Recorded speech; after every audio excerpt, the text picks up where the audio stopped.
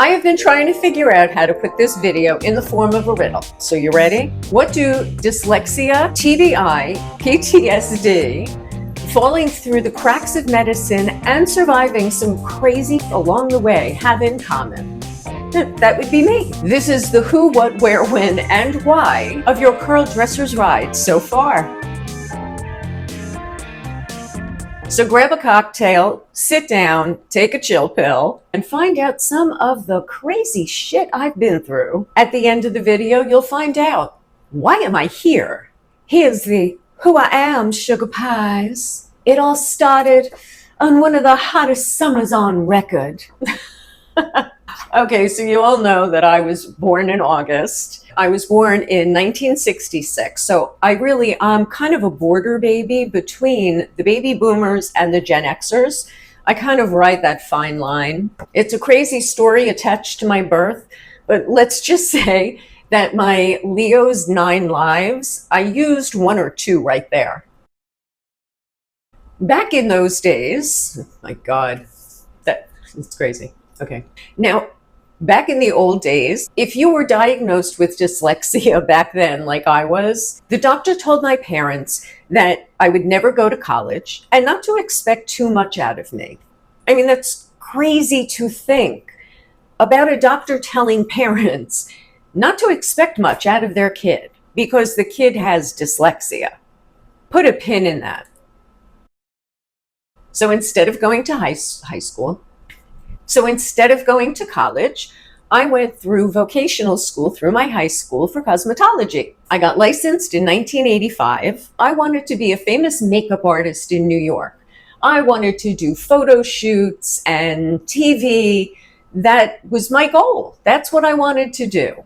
But life had other plans for me. What I wound up doing is went into a salon and got trained to be an esthetician. And I started to do skincare and makeup in his salon. I went to another salon and started a skincare and makeup for them. Being an esthetician hadn't taken off yet, and I was not making enough money for me to actually move out of my parents' house and pay rent. So I left the beauty business and I went into retail. I kind of climbed up the ladder and I wound up as an area manager at the end. When my boss, who was the regional manager, when she left, she recruited me to go to the new company. And so there I went. You have all heard the phrase, be careful what you wish for, right? I didn't remember this the day before this accident. I was at work. I was complaining about the job because I didn't like it. I wasn't happy there. And I said to someone at work, I wish I could have a mini car accident so I could take a vacation. Seriously, that came out of my mouth. And there was a little note tucked into the get well card where she reminded me of that. Be careful what you wish for. Very antioxidant. It is pomegranate juice and vodka.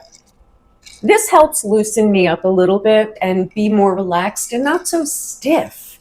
You have no idea what it is like talking to a camera like it's not there and you're talking to your girlfriend. It ain't easy. I promise. Trust me.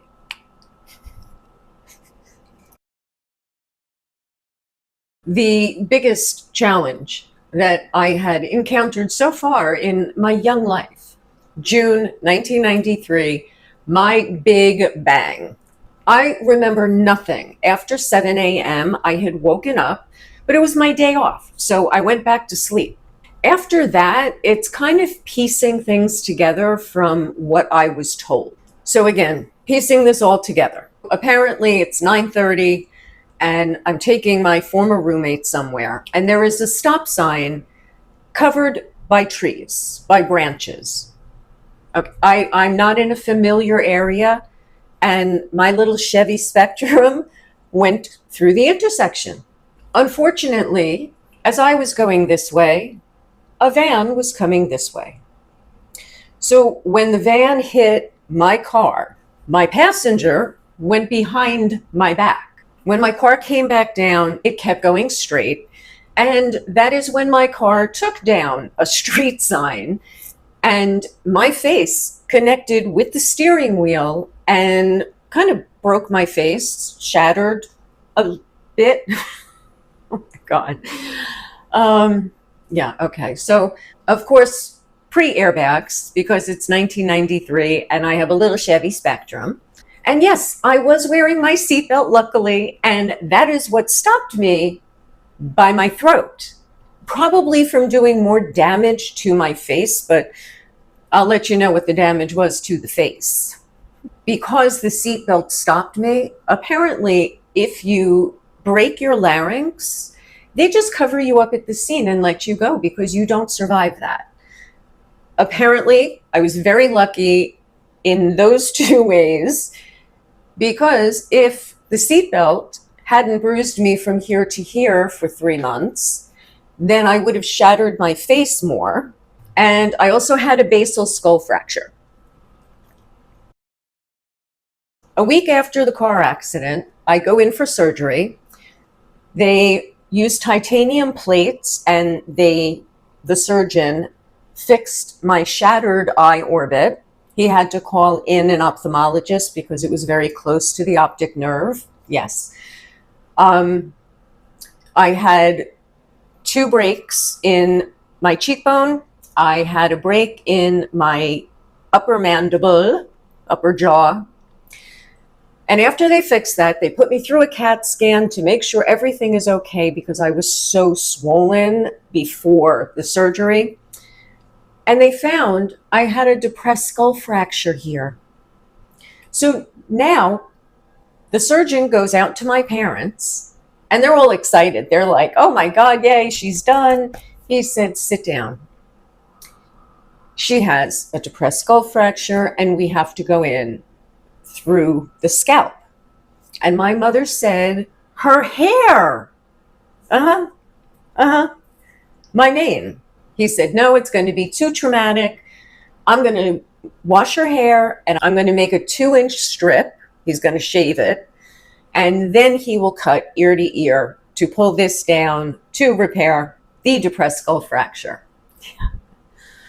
So occasionally, especially now that my hair has thinned, you're able to see the line a lot more easily now. And the plates, sometimes you can see them. It depends on the lighting. But yeah, you can see the ridges. And no, I don't set off alarms at airports. But they are special titanium plates. I spent almost 2 weeks in a trauma hospital, a level 2 trauma hospital. Now, if we count the first 2 Leo lives from when I was born, then these Leo lives would be 3, 4, and 5. Check. This is my piece of advice, my public service announcement. If you bash your face hard enough to break the bones in your face, there is a really good chance that you have a TBI. Now, my PTSD and TBI got overlooked for 2 years. And the reason was because I knew my parents' phone number and I knew who was president. I was told, you're fine. Look at you. Get on with your life. If you are ever given an analogy of a traumatic brain injury, what I'm going to tell you ain't it. Okay? My parents were told by the trauma doctors that a traumatic brain injury is like putting a tennis ball in a shoebox and kick it across the floor. And that's what a traumatic brain injury is like. Okay. First of all, no, it's not. I learned later. And this is from a trauma hospital. I mean, my God. But this was the early 90s, and they really didn't, I guess, focus much on it, understand it. I mean, I don't know. I was 26. So at this point in my life, I have lived more years with my traumatic brain injury and PTSD than not.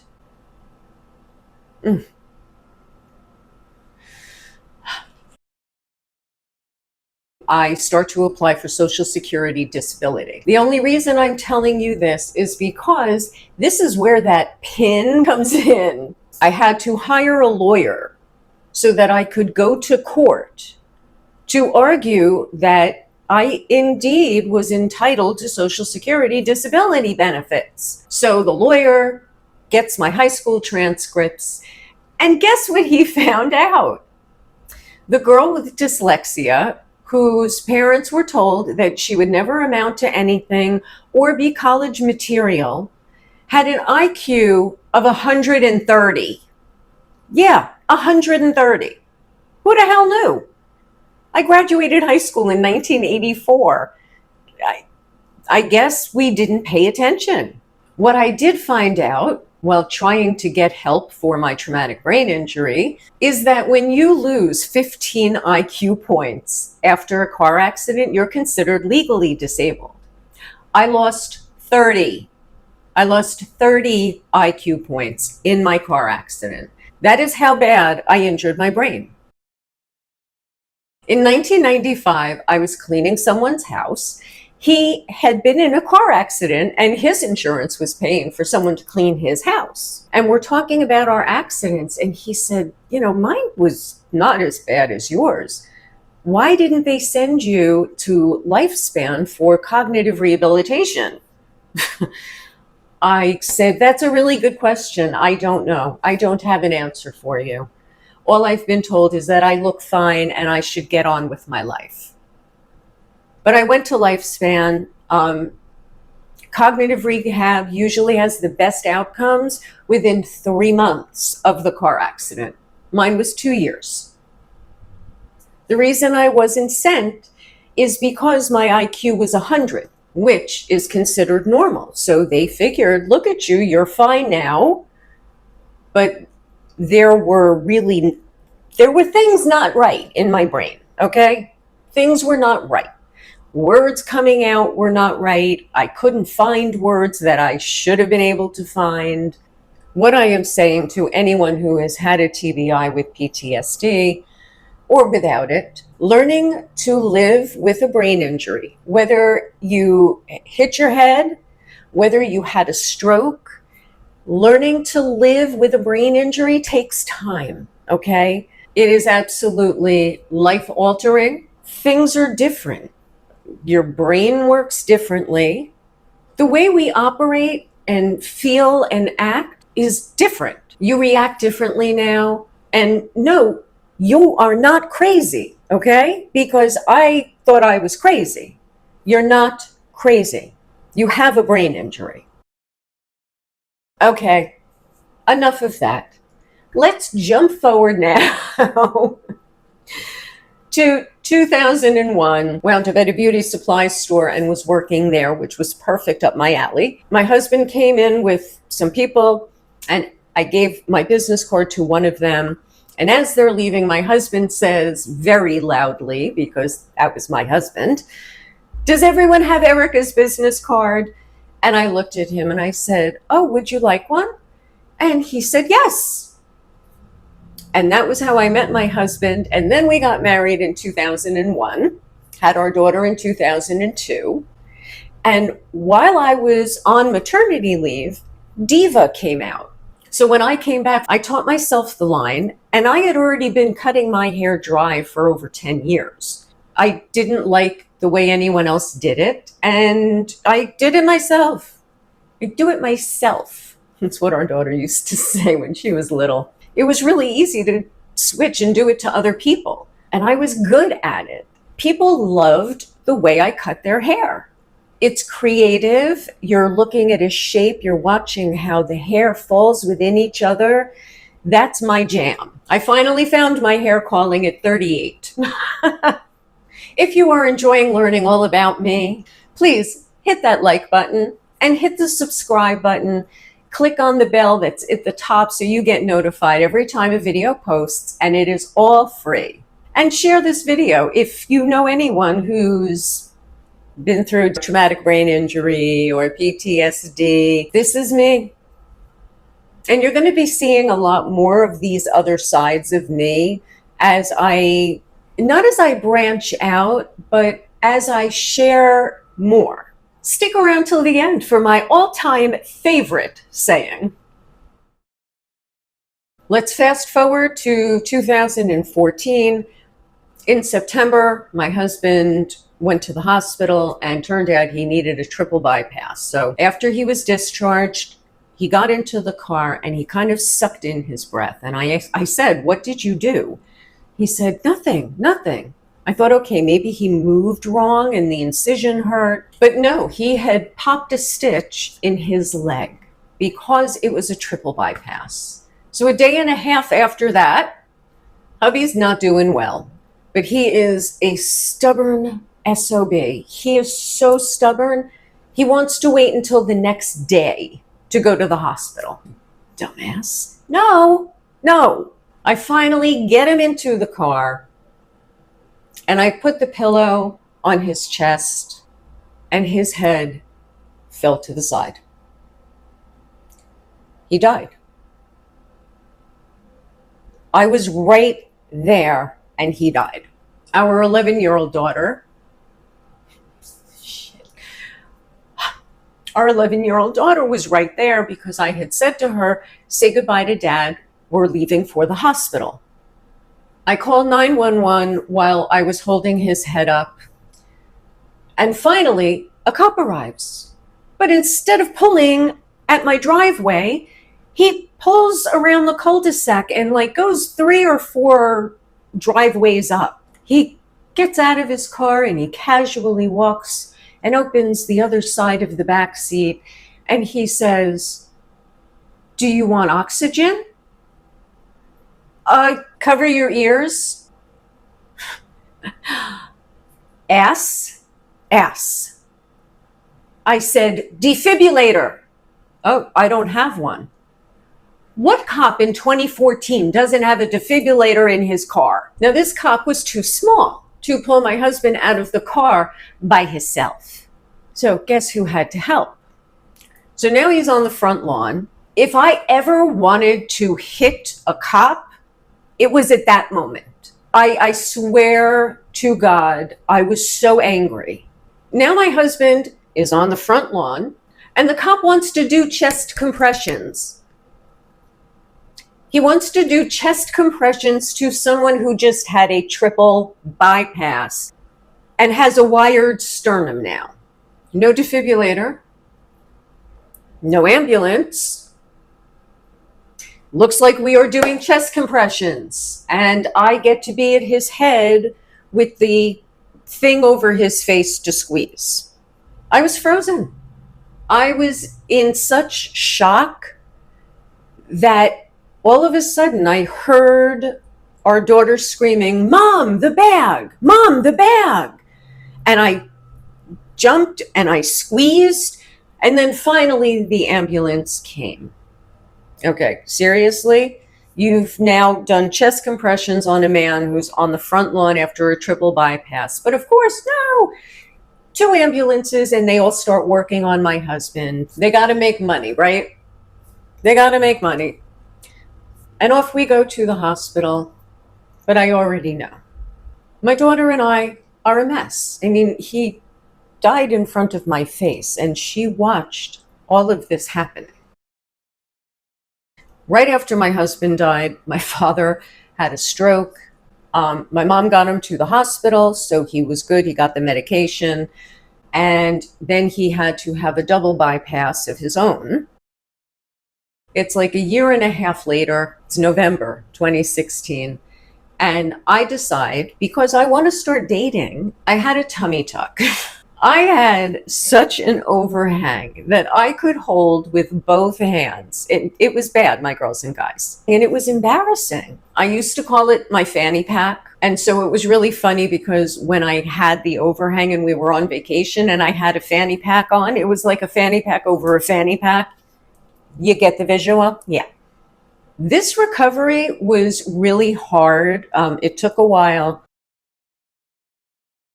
2 years later, at the end of 2018, my father took a really bad fall down the stairs. This is when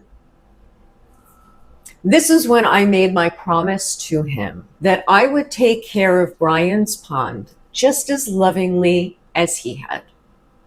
And I've kept that promise.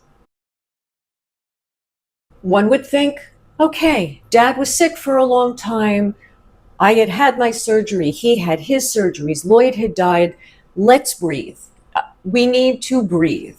2 months later, in February of 2019, I am on my way to pick up my daughter from school, and some jack blows through a red light at about 55 miles an hour, T-bones my car, spins me through the street, through grass, and yes, I had airbags, and I was able to walk away. I had a bruised boob, a bruised side, and bruised ribs. Car is totaled, but okay. But now I have PTSD at the traffic light of my development.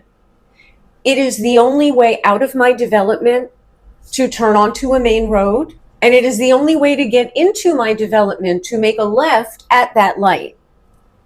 I have PTSD every time I approach that light. I hesitate. I get anxious. I hate that intersection. And there are so many accidents there, and it scares the hell out of me. So now we're either at Leo Life 5 or 6. Check. All right, now 6 months later, the black cloud is still there. It is still over me. You would think it would have gone away by now, but no. I have a cyst in my belly. So in August of 2019, I had the surgeon who did the tummy tuck remove the cyst. Because at this point, I don't want anyone touching my flat belly because I don't want anyone to screw it up. I want the man who gave me the flat belly to fix the belly. So he removes the cyst in his office and sews it up. It opened up. So I go back to him and he cauterizes it. It opened up again. So now he told me it'll close eventually. I guess I have to leave it and it'll close. But it turns out that my body was rejecting one of the sutures that was in the belly that he put in. Was it the dusty, dirty exam room where the procedure took place? Maybe it didn't, but we'll never know. So now we're in March of 2020 and the shit hits the fan. I mean, literally the shit hit the fan. My stomach starts to get swollen and it starts to get red and it starts to hurt. It hurts to walk. I have a fever of 103.5 and there's liquid coming out of the hole in my stomach. I go back to the doctor and he wants to cauterize it. Cover your ears if you do not like curse words, because I said to him, "Are you fucking kidding me? You want to lock the infection in my stomach?" Oh, I was livid. I was livid. This man always shakes hands when he would walk in and walk out. He did not shake my hand when he walked out that door that day. I ripped him a new one. So he wants to send me somewhere like a wound care center, but they have a wait for months. I can't get into them, so I go to see another doctor. They send me for tests, blah, blah, blah, blah, blah. I have an abscess. I have an abscess in my stomach, and it's getting bigger. While all of my drama is going on, hospitals on the East Coast here are on lockdown. They are not letting anyone in unless you're dying. Well, at this point, I was on 3 or 4 rounds of antibiotics, and I have an abscess in my stomach that if it breaks open, that's bad. And if I have too much antibiotics, that's also bad. Both of them are going to end me up in the hospital. I find a plastic surgeon with his own surgical center. All right, this is good. This works. This is perfect. But no, United Healthcare denied the surgery because they wanted their surgeon to do it in a hospital. The other plastic surgeon I found, their office starts calling. Nobody wants to go into a hospital. No doctor wants to operate on me in a hospital. I guess it's like the middle of April and the hole closed. It's sealed over. But this wasn't good because now my stomach starts to extend. I mean, like extend. And I am sitting on the couch and I'm like, this is ridiculous. I have to get this out. And so I squeezed out about 2 cups of infection out of my stomach, out of the hole in my stomach. I took video of it. I sent it to the surgeon. I said, send this to United Healthcare, and they did. So we again scheduled another surgery, and United Healthcare said no. Cover your ears. Are you fucking kidding me? Are you fucking kidding me? We cancel the next surgery. We make it for the following week. And again, the day before the surgery, United Healthcare says no. It was 3 or 4 surgeries that had to be canceled because United kept denying. I finally said to the surgeon's office when United denied me again, I said, how much is the surgery? They said $4,000. I said, okay. Is the slot still open for tomorrow? They said, yes. I said, here's my credit card. And I paid out of pocket for my life-saving surgery because United Healthcare would not. It was so bad in there that I had to have another drink. I made him leave it in extra long because I was scared. So now I have a permanent second belly button. Yes, so I have the reminder forever. Leo life, number 6 or 7? Check. And then the last thing about me, because all of this is in order, I have essential tremor, and so my head shakes. My hands shake a little too, but I take something called gabapentin for it, but sometimes it doesn't always work. So if you see my head shaking, that is why. I have essential tremor. This is me. Yeah, getting old sucks, right? No, nope. Maturing sucks. Now we come to why. Why is this woman on YouTube? So now we're in 2021. No new catastrophes. Black cloud is gone. And maybe I can move ahead now with my life, right? Now I could maybe go out and I could meet someone. But my face is falling. My hair is thinning. And I am finishing up my post-menopausal hell. And so I go on YouTube looking for someone who's going through the same crap. There was no one. There was no one. So I figure, well, I'm a curldresser. I'm a curly. I am a border baby boomer Gen Xer with a falling face and a falling body. There had to be more people out there like me. And then I thought, well, maybe it would be nice to be able to reach more people than just my small clientele. Because I lost my clientele after my husband died and then my father got sick. There was so much going on, there was no way of cutting hair. So I lost most of my clients. So I thought it would be really nice to reach other people to help them with their curls. Share my wisdom and my knowledge. So February of 2022, I posted my first video. Welcome to YouTube, Erica. I thought my channel was going to grow fast. I found out I was wrong. Wrong. I also found out how little I know about YouTube. You know, as a maturing person with a brain injury, shit's harder to learn, okay? It's much harder to retain and follow, especially when stuff is technical. I mean, it's overwhelming, it's confusing, and it's really effing frustrating. You don't know how little you know until you find out the shit you don't know. And now for my all-time favorite saying, that which does not kill me will only make me stronger. There's nowhere to go after that. I hope you stuck around till the end. And if you did, congratulations. Now you know me better than a lot of people. Don't you feel special? Until my next video, my girlies.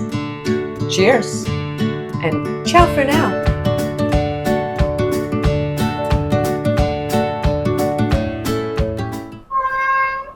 There he is. Yes, love. Traumatic brain disorder or traumatic brain injury. Yeah, are we back? No, this is not edible. You have food. You have wet food. You have dry food. You have every food you need. What's up? What's up? Look at that boy. Look at him. I didn't listen to my music, so I'm not really... Oh, okay.